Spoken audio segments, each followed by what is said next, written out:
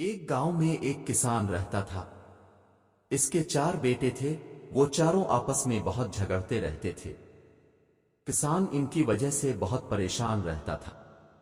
ایک دن کسان کو ایک ترکیب سوجھی، اس نے لکڑیوں کا ایک گٹھا منگوایا، اس کے بعد اپنے چاروں بیٹوں کو بلایا اور ان سے کہا تم میں سے ہر ایک اس گٹھے کو توڑنے کی کوشش کرے، جو بھی کامیاب ہوگا اسے انعام دیا جائے گا۔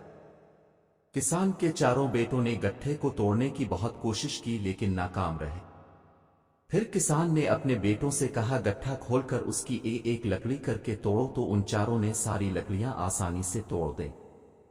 کسان نے اپنے بیٹوں سے کہا دیکھو، اگر تم سب مل جل کے آپس میں خوش رہو گے تو کوئی دوسرا تمہیں ہرگز نقصان نہیں پہنچا سکتا، لیکن اگر تم اسی طرح لڑتے جھگڑتے رہے تو الگ الگ ہو جاؤ گے، پھر دوسرے جلد تمہیں نقصان پہنچائیں گے۔